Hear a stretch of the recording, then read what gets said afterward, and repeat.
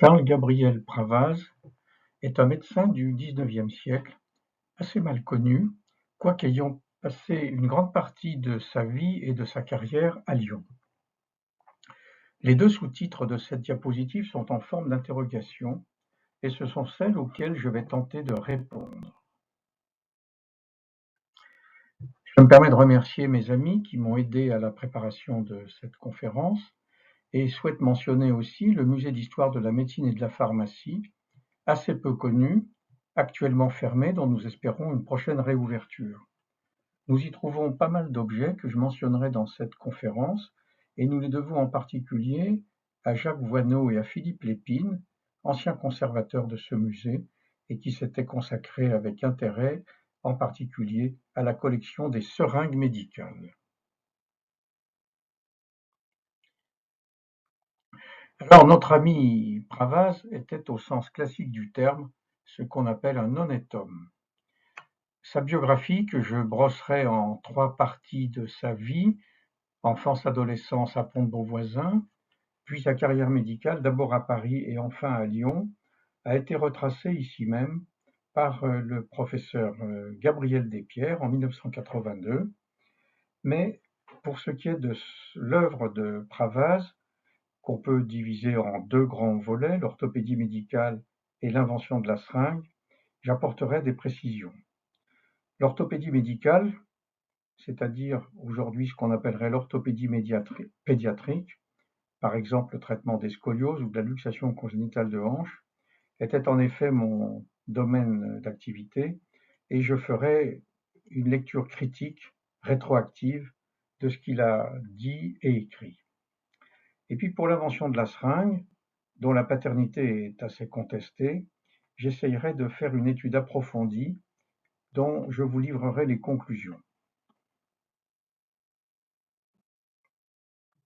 Alors, brossons la vie de Pravaz, qui est né en 1793, en plein pendant la Révolution, à Pont-de-Beauvoisin, commune située au bord du Guiers et qui sépare en fait deux communes, le Pont-de-Beauvoisin, qui est situé sur la rive droite, en Savoie, et Pont-de-Beauvoisin, situé dans l'Isère, sur la rive gauche. Alors, notre Pravaz n'a pas de chance, il est né dans l'année où a été promulguée ce qu'on appelle la loi des suspects, qui stipulait que pouvaient être arrêtés immédiatement et sans motif et sans preuve tous ceux qui n'ont rien fait contre la liberté, mais qui n'ont rien fait non plus pour elle. Et ici, le tort des parents de Pravaz avait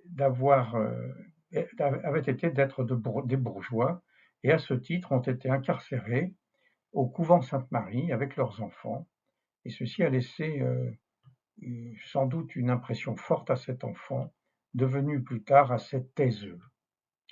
Il reçoit une éducation maternelle et paternelle sévère, étudie souvent à l'extérieur de Pont-de-Beauvoisin pour des raisons de sécurité. Notons aussi son intérêt constant pour les mathématiques, qui transparaîtra tout au long de sa carrière. Il donnera d'ailleurs des cours à Grenoble avant de devenir médecin.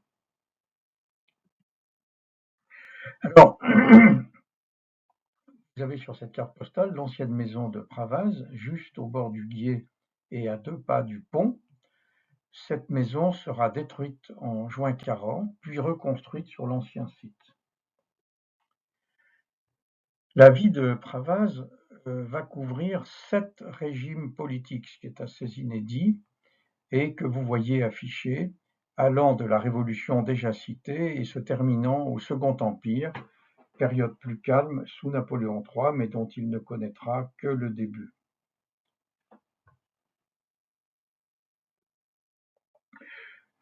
Pravaz se cherche. Il ne sait pas très bien ce qu'il va faire, et finalement, sans doute encouragé par un membre de sa famille, qui est général, il incorpore un régiment du génie à Metz, avec l'objectif de présenter le concours de Polytechnique, d'autant qu'existe à cette époque un privilège pour les militaires. Lequel privilège sera suspendu et du coup, Pravaz va le présenter seul et réussira avec un rang fort honorable. Il est 122e. Il est d'ailleurs très fier de son titre et il le mentionnera dans toutes ses publications.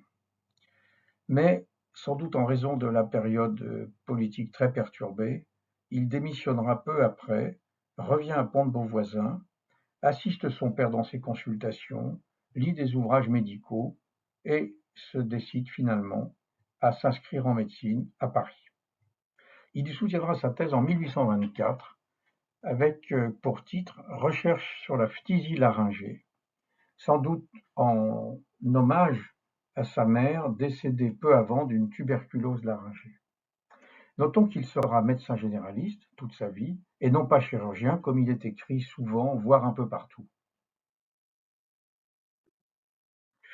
Donc il s'installe à Paris, au quartier latin, et comme souvent en début d'activité pour les jeunes médecins, il a du temps libre et se consacre à l'étude des troubles de la vision, sans doute encouragé par ses connaissances en physique et en optique. Il sera parallèlement médecin de l'Asile royal de la Providence pendant toute la durée de son séjour à Paris. C'est un asile de vieillards, mais qui, en 1832, sera consacré au traitement du choléra qui sévit à Paris à ce moment-là. C'est sans doute à cette époque aussi qu'il a connaissance des travaux d'un Irlandais, O'Shaughnessy, qui préconise la réhydratation des patients avec une plume d'oie. 1825 est une année charnière, il a 32 ans, il va épouser mademoiselle Joséphine Gambès, qui lui donnera 6 enfants, dont l'un, Jean-Charles, sera médecin et dont je reparlerai plus tard. Sa belle-mère dirige une institution de jeunes filles et il y deviendra le médecin attaché. Il observe que beaucoup des pensionnaires étaient atteints de scoliose, on reverra cette affirmation. Pravaz décide de les traiter, avec succès, au point que, assez rapidement, ce pensionnat d'études va se transformer en une clinique orthopédique.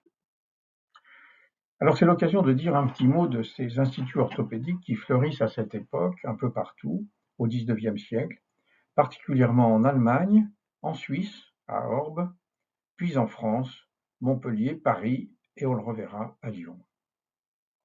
Ils ont suscité beaucoup de polémiques et surtout de juteux bénéfices pour leurs propriétaires, souvent des médecins qui exerçaient leurs soins sur des jeunes filles de bonne famille, donc aisées, soins qui étaient assortis d'égards et de prévenances que commandaient bien sûr leur âge et leur sexe. Alors, il faut aussi, me semble-t-il, redéfinir ce terme orthopédie. Et c'est l'occasion de faire encore un saut en arrière de 100 ans et de dire un petit mot sur Nicolas Andry, né à Lyon, qui, tardivement, puisqu'il a 82 ans lorsqu'il l'écrit, publie un traité en 2 volumes intitulé L'orthopédie, ou l'art de prévenir et de corriger dans les enfants les difformités du corps. Alors ce beau traité, illustré de célèbres gravures, dont le fameux arbre Thor qui deviendra le symbole de la spécialité, est en fait assez sommaire sur le plan médical. Mais il en restera le mot orthopédie que Andry a forgé comme un néologisme à partir de la racine grecque orthos, droit, et paidion, enfant. Donc, je redresse les enfants. Dans cet ouvrage, on trouve beaucoup de recettes simples, voire simplistes, que l'on pourrait résumer sous le terme d'hygiène posturale ou de gymnastique corrective. C'est en effet le substratum de ces instituts orthopédiques. Alors, revenons-y, puisque Pravaz va se lancer dans cette voie, à Paris, comme on l'a vu, et pour cela va s'associer avec un compère, Jules Guérin, fondant avec lui en 1830 à Passy l'Institut orthopédique de la Muette. Presque au même moment, il crée une annexe à Lyon et, comme ils sont deux, ils se relayeront l'un et l'autre alternativement dans ces 2 instituts. Alors Pravaz, quant à lui, et donc dans cette première période parisienne, s'intéresse à l'étude des scolioses, puisque c'est chez ces jeunes filles du pensionnat qu'il en a soi-disant trouvé énormément. C'est à l'époque selon Maisonneuve, un ténor de l'époque, une infection incurable. Et pourtant, Pravaz va s'y intéresser. Il développe des techniques de gymnastique et de traction continue vertébrale, comme sur ce lit. Il invente des appareils originaux, comme cette fameuse balançoire orthopédique, assez sophistiquée, qui justifie un brevet, mais qui ne sera jamais installée ni utilisée. Et puis en 1827, il écrira un mémoire sur le traitement de ces déviations. Pour ma part, je reste dubitatif sur ce terme de scoliose, car la rééducation à elle seule y est insuffisante. Je pense qu'il s'agissait plutôt de simples attitudes scoliotiques, très banales, bénignes, comme on en voit très souvent chez les adolescents. C'est cette fameuse pathologie pour laquelle les parents disent à leurs enfants qu'ils ne les écoutent pas, tiens-toi droit. En tout état de cause, on n'a pas de preuves, faute de radiographie qui n'existait pas à l'époque. Vous le savez en effet, les rayons X ne seront découverts que bien plus tard par Röntgen en 1895, et les premières radiographies, comme celle-ci de 1911, attestent qu'il s'agit de vraie scoliose par une rotation des corps vertébraux. En 1835, il va se séparer de Guérin. On ne sait pas exactement les raisons, mais il semble que ce soit des considérations éthiques qui séparent les deux confrères, et du coup, Guérin reste à Paris et Pravaz va prendre la direction à temps plein à Lyon de ce qui était alors l'annexe, qu'il va transformer en un institut orthopédique Bellevue, qui sera très important, au point d'être, paraît-il, le premier de France par son importance. Il y travaillera beaucoup, beaucoup, beaucoup, jusqu'à sa mort en 1853. Et c'est là aussi qu'il fera ses travaux sur un autre sujet pédiatrique, qui est la luxation du fémur, aujourd'hui appelée luxation congénitale de la hanche. Et enfin, tout proche de sa mort, un an ou deux avant, il s'intéressera au traitement des anévrismes et ce sera le point de départ de son intérêt pour la seringue médicale. Alors c'est un très bel établissement qui était situé sur la colline de Sainte-Foy, dominant la rive droite de la Saône, juste en amont de son confluent. Il était équipé d'un gymnase, d'une piscine, et très vite, Pravaz va y installer une espèce de cabine dont on n'a pas de représentation, utilisant l'air comprimé et dont je reparlerai un petit peu plus tard. C'est en tout cas cette fameuse cabine à air comprimé qui vaut à l'établissement le surnom de le nom Institut orthopédique et pneumatique de Lyon. Terme un peu pompeux. Voici encore quelques photos de l'établissement, avec en particulier ces jeunes filles, dont on ne sait pas s'il s'agit des pensionnaires de bonne famille dont je parlais tout à l'heure, ou bien de 2 des 4 filles de Charles Pravaz. Alors intéressons-nous à la luxation congénitale de hanche, qui deviendra son nouveau champ d'études à Lyon et qui, à mes yeux, est important. Replaçons le contexte de début de ce XIXe siècle où l'affection était très mal connue. C'est Paletta, un Italien milanais, qui en fait la première description anatomique poussée, mais parallèlement, peu après, à Paris, Dupuytren, autre grande figure de la médecine parisienne, décrète, car c'est le terme, que l'affection est incurable. Et pourtant, Pravaz va se lancer dans le traitement de cette affection, soi-disant incurable. Alors, qu'est-ce que c'est que la luxation de hanche? Très brièvement, je rappelle que la tête du fémur s'articule dans le bassin dans une cavité intitulée le cotyle, et que lorsque la hanche se déboîte, pour différentes raisons, et en particulier dans le cadre d'une luxation dite congénitale, la hanche ascensionne, sort de sa cavité, mais reste à l'intérieur d'une poche capsulaire. Avant Pravaz, un autre Français, mais beaucoup moins connu que lui, va s'intéresser également à l'affection et il crée bien avant Pravaz, dès 1817, à Morlaix dans la Meuse, ce qui, à notre connaissance, est le premier institut orthopédique français. Il conçoit et fabrique des machines orthopédiques avec son complice Nicolas Jacquier et en 1835 va publier le résultat de ses observations. On sait que Pravaz a connaissance de ces travaux puisqu'il les citera rigoureusement et très honnêtement dans ses travaux propres un peu plus tardifs. Donc, revenons à Pravaz qui va aller plus loin que Humbert, avec en particulier un souci de description de ses observations tout à fait étonnant et rigoureux et honnête. Il développe lui aussi des machines, des appareils pour traiter cette luxation, fabrique des maquettes, dont cette jolie petite maquette qui figure dans ce musée d'histoire de la médecine dont je parlais au début. Et il publie en 1847 un ouvrage, à mes yeux, princeps, qui s'inscrit dans l'histoire de cette affection.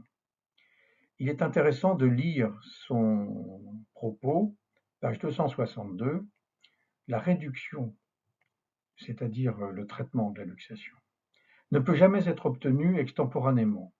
Elle exige une extension préparatoire qui vise à abaisser graduellement la tête au niveau du cotyle. Cette étape peut durer 4 à 6 mois. Et il étaye ce propos par une présentation de 40 cas très documentés. Alors, il est intéressant de signaler qu'à cette époque, les polémiques médicales étaient fréquentes, en particulier entre Paris et la province, beaucoup plus aiguës que ce qu'on observe de nos jours. Alors, au point que Pravaz a été très critiqué par les augures comme Delpech, Dupuytren, Bouvier, Malgaigne et beaucoup d'autres. Des commissions d'experts seront missionnées et finalement attesteront que Pravaz a bien guéri ses luxations de hanche. Mais qu'en est-il vraiment? Je vous rappelle qu'à cette époque, nous ne disposions pas de radiographie et que nous n'avons pas de preuves formelles. J'ai mis délibérément en vis-à-vis une gravure d'époque, sans doute obtenue après une nécropsie, un cliché simple actuel, et puis enfin une arthrographie, c'est-à-dire l'injection de produits de contraste à l'intérieur de la chambre capsulaire.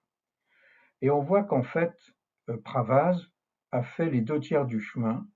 Il a abaissé la hanche, mais on conçoit qu'elle a du mal à s'enfoncer et à réintégrer la cavité cotyloïdienne parce qu'il y a un isthme capsulaire assez étroit. En tout cas, il a posé les bases rationnelles du traitement qui sont toujours d'actualité. Voici une séquence qui atteste de l'actualité de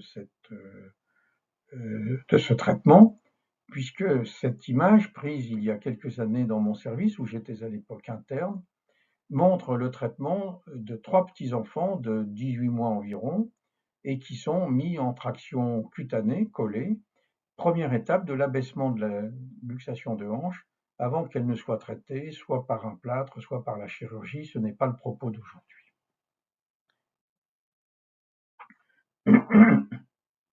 Un petit mot sur la médication pneumatique qui a valu à l'Institut le nom que j'appelais Institut orthopédique et pneumatique. Pour une raison que je ne connais pas, Pravaz a une idée originale en 1836. Il pense que l'air comprimé aura un effet favorable sur les différents organes malades, en particulier de la respiration et de la digestion.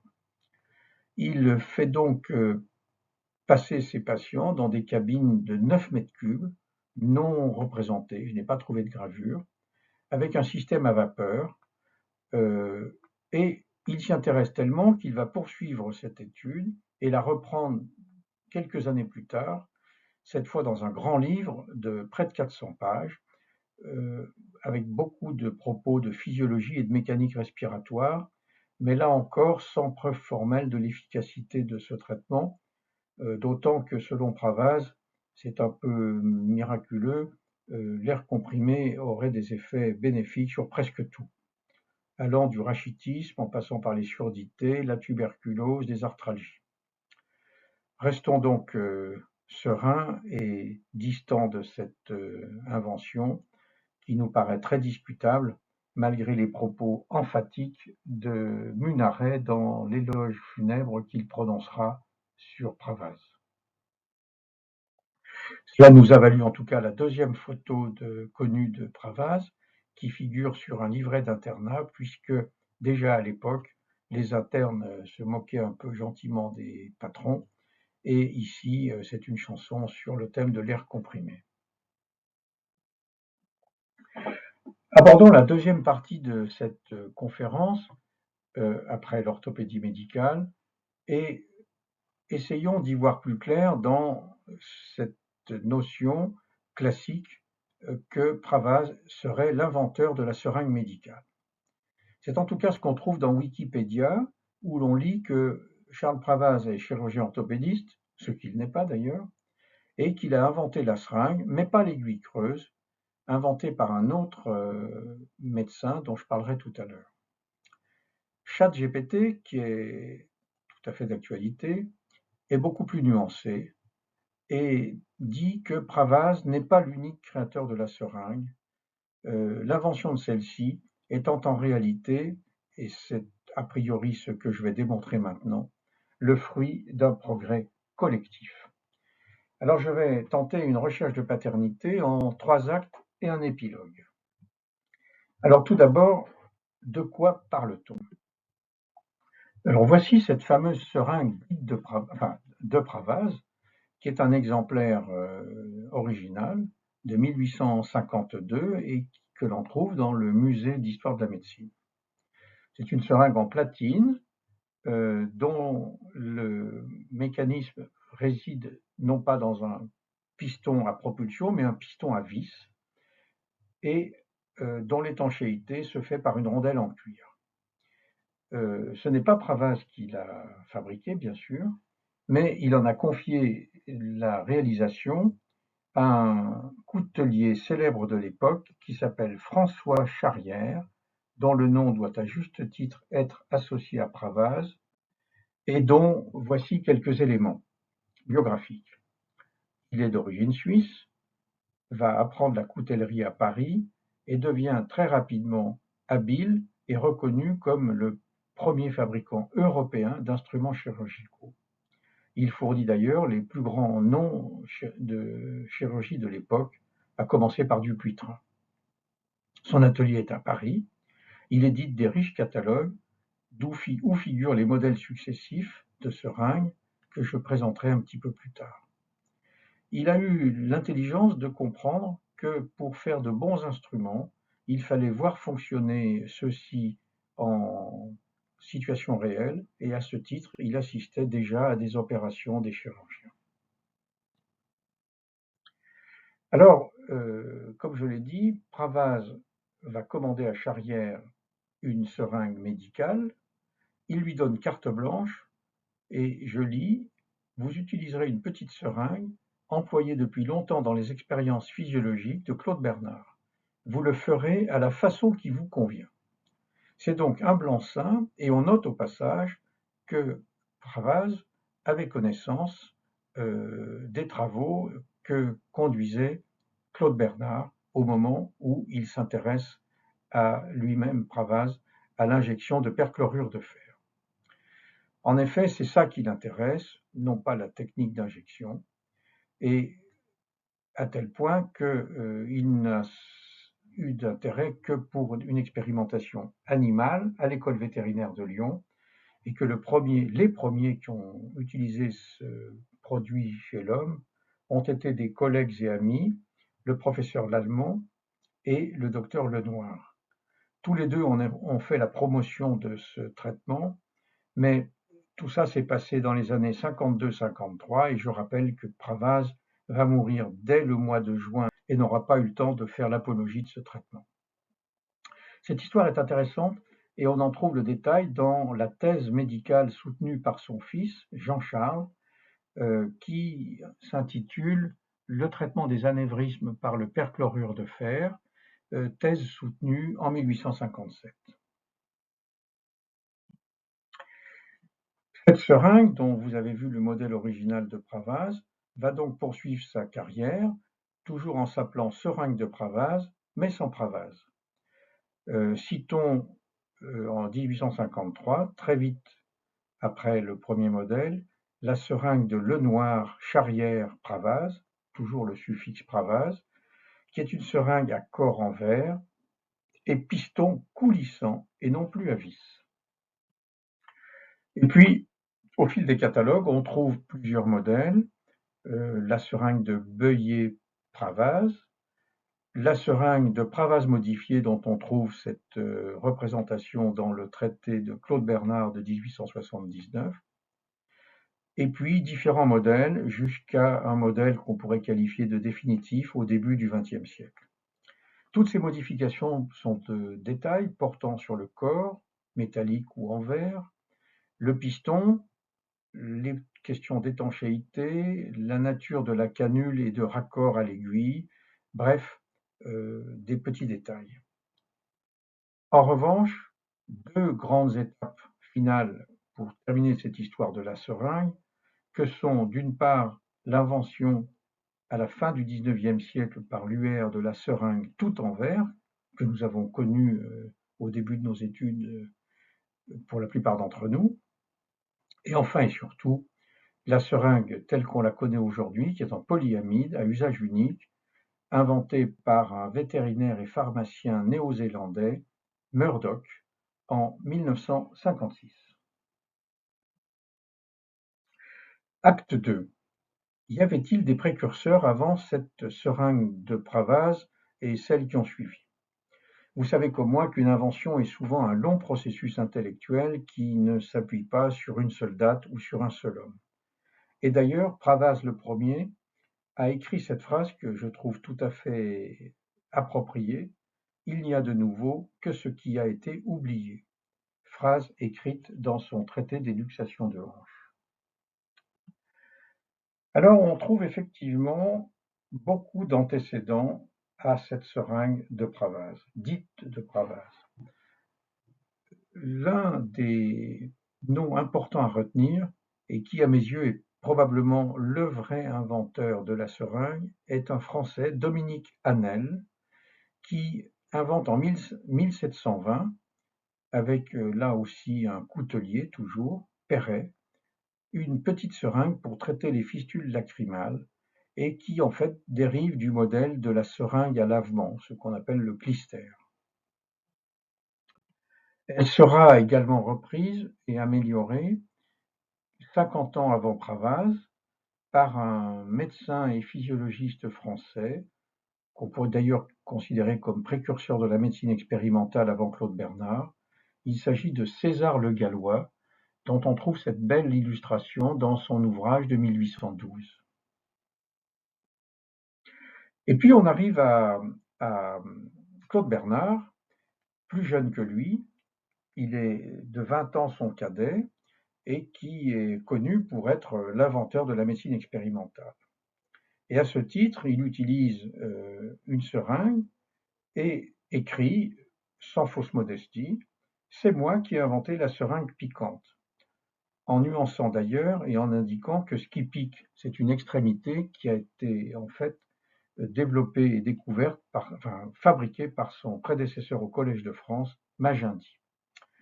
Vous avez sous les yeux cette très belle trousse d'instruments qui était la propriété de Claude Bernard, dont vous voyez les initiales, et qui est conservée aujourd'hui au Collège de France, et qui ressemble tout à fait à cette seringue de Dominique Hanel.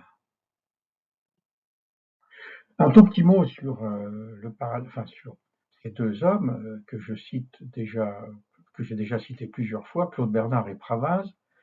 Ils sont à peu près contemporains, à 20 ans près, se sont peut-être croisés à Paris, mais en tout cas, l'un et l'autre se sont plusieurs fois cités et renvoyé l'ascenseur.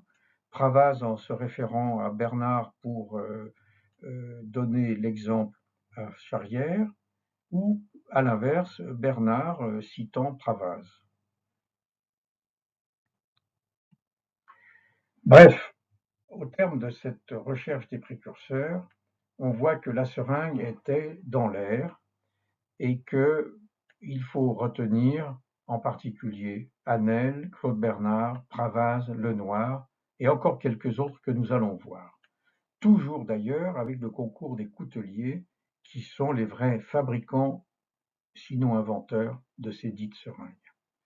Tous ont sans doute connu leurs travaux respectifs, chacun apportant ses petites variantes, sachant que la canule deviendra véritable aiguille creuse un peu plus tardivement dans les années 1870. C'était donc une invention collective pour faire des injections, comme le disait ChatGPT en début de cet exposé. Mais, c'est le dernier acte de cette recherche de paternité, pourquoi son usage s'accélère-t-il en ce milieu du XIXe siècle? C'est important. Je vous rappelle que jusqu'à la fin du XVIIIe siècle et début du XIXe, la médecine se traduisait par un grand obscurantisme avec à disposition une pharmacopée, des produits extrêmement sommaires, essentiellement à base de végétaux. Et puis, c'est amusant, une théorie résumait l'essentiel du traitement, c'était la théorie dite des 4 humeurs, développée par Hippocrate, et qui débouchait sur la pratique large du lavement et de la saignée, et puis faire pratiquer aussi des vomissements, tout cela pour évacuer des soi-disant mauvaises humeurs. C'était même ce qu'on appelle le traitement des rois, et on dit par exemple que Louis XIII aurait eu ni plus ni moins que 215 lavements en une année et 45 saignées la même année. Molière s'en gargarise et se moque de ce charlatanisme ambiant dans 2 de ses pièces, Monsieur de Pourceaugnac et surtout celle beaucoup plus connue en 1673 où il se moque de cette façon d'administrer le clyster et de la purgation. Voici ces 4 humeurs, le sang, le phlegme, la bile jaune et la bile noire. Et puis, contrastant avec cet obscurantisme médical que je viens de citer, le XIXe siècle, qui est riche en inventions industrielles et scientifiques en tout genre, assez connues, est aussi celui qui va voir se développer des progrès considérables de la pharmacopée, qui en particulier devient chimique. C'est en effet au début du XIXe siècle que sera découverte la morphine, qui jouera un rôle décisif dans le traitement antalgique des blessés, soit par le biais du laudanum en application sur les plaies, soit aussi, et c'est là la difficulté, par injection en sous-cutané, qui nécessitera de disposer de seringues pour cette injection. Un deuxième facteur, c'est le développement de la médecine expérimentale, que j'ai aussi mentionné, et dont Claude Bernard sera le grand modèle, ainsi que ses élèves, tout ça entre 1850 et 1875. Et donc Claude Bernard et ses élèves auront besoin d'instruments pour injecter leurs produits chez des animaux, et donc, comme on l'a vu dans la trousse de Claude Bernard, nécessité de disposer de plusieurs petites canules. Et tout ça a été rendu possible avec les progrès de ce qu'on appelle la micrométallurgie, comme celle pratiquée par Charrière, et qui rend possible la satisfaction des demandes précédentes. Alors, comment faire des injections hypodermiques, autrement dit sous-cutanées? Eh bien, plusieurs praticiens, médecins ou vétérinaires ou physiologistes vont s'y lancer, mais parmi les noms que vous voyez affichés, je retiendrai les 3 derniers, et en particulier le nom d'Alexander Wood, un Écossais, qui décrit l'intérêt de l'injection par voie sous-cutanée de morphine dans la neuralgie, et il indique, après avoir développé son aiguille avec un coutelier du nom de Ferguson, qu'il s'est inspiré du dard de l'abeille comme modèle. Cette méthode, dit-il, pourrait, et c'est visionnaire, être utilisé pour toutes les autres catégories de remèdes, et l'avenir confirmera cette prévision.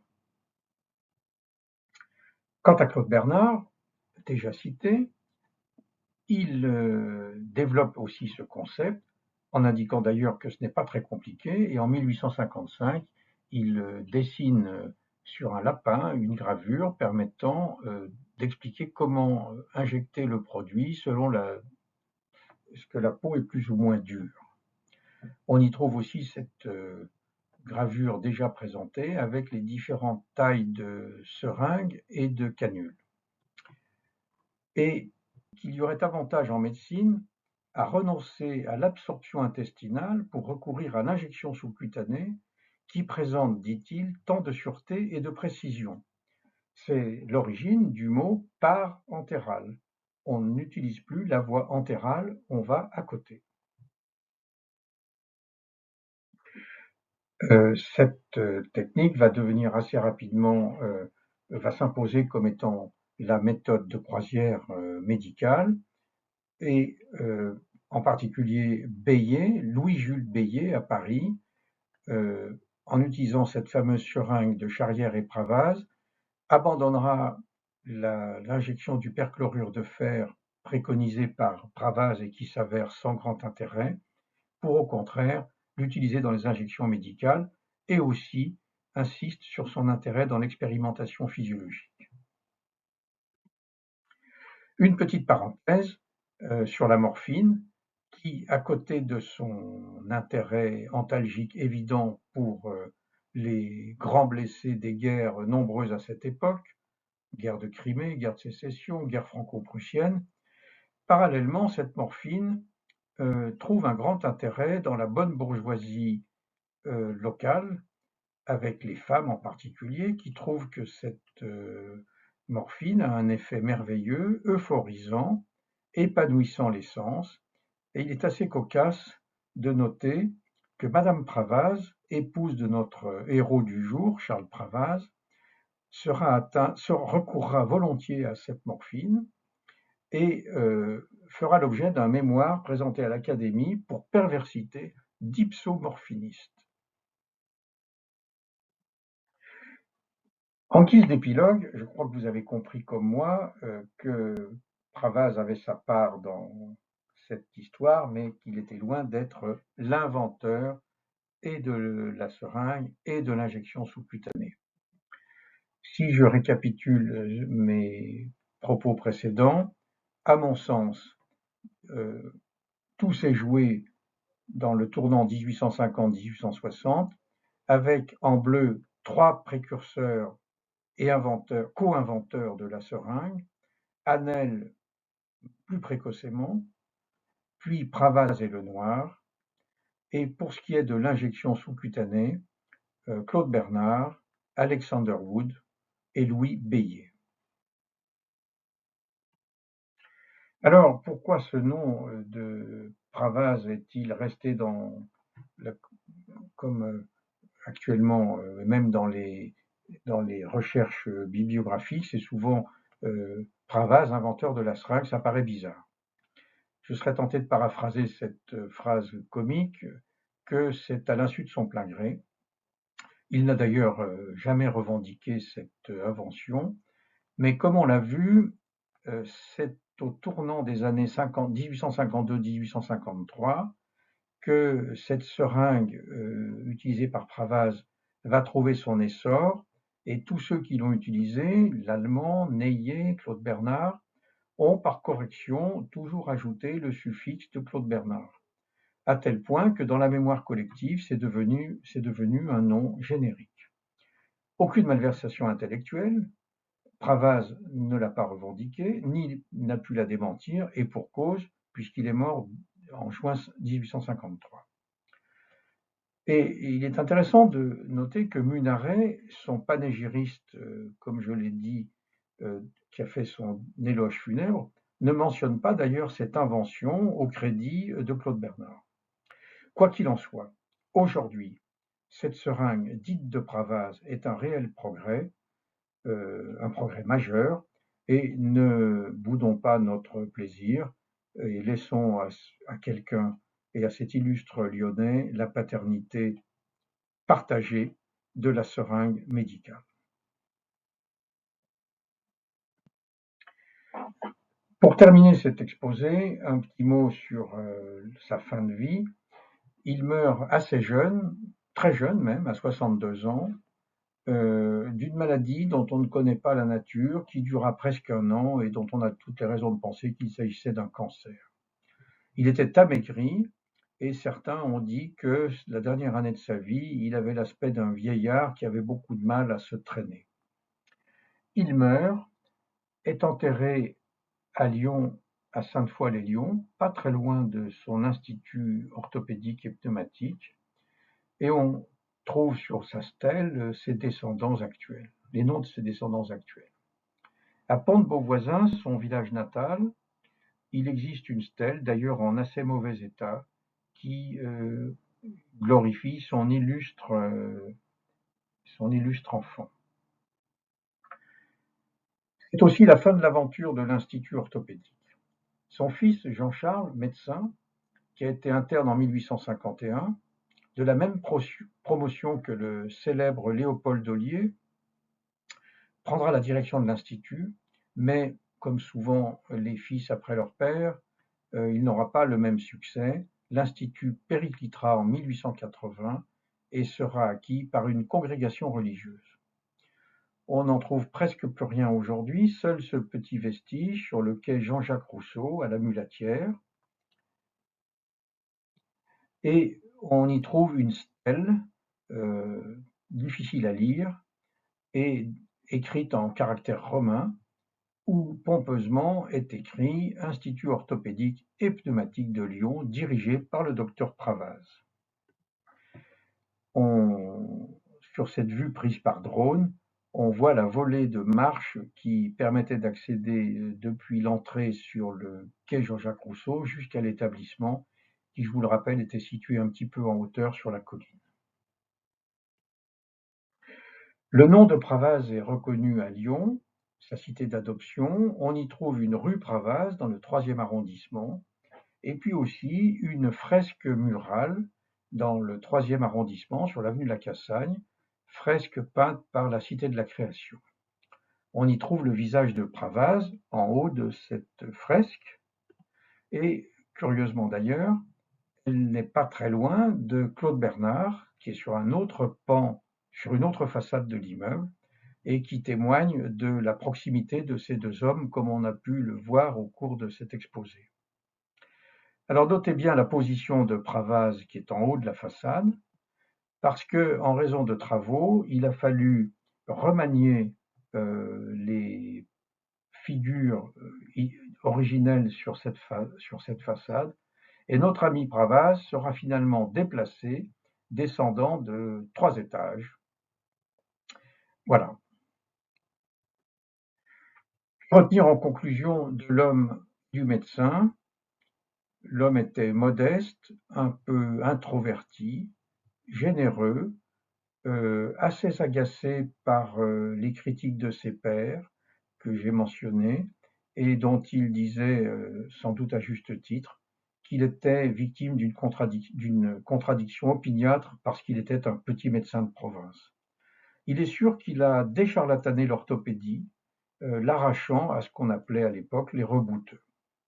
Et pour répondre aux 2 questions qui étaient posées en première diapositive de cet exposé, la réponse, je crois, si j'ai été clair, est maintenant limpide.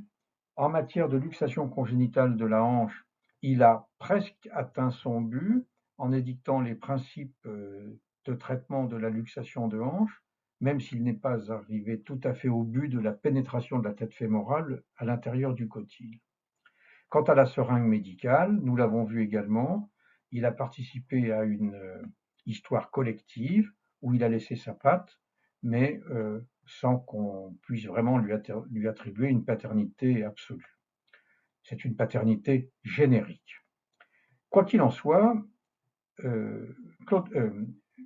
Charles Pravaz était seul, n'a pas eu d'élèves, et pour cette raison est tombé dans l'oubli. Et j'espère que cette conférence aura permis de le sortir un peu de cet oubli. Voici quelques sources que je vous laisse lire. Cette fameuse conférence de Despierres mentionnée, et puis un travail important et récent de Jean-Pierre Martin, qui a travaillé lui aussi attentivement sur la paternité de la seringue et m'a beaucoup aidé dans la clarification de qui a fait quoi. Je vous remercie de votre attention.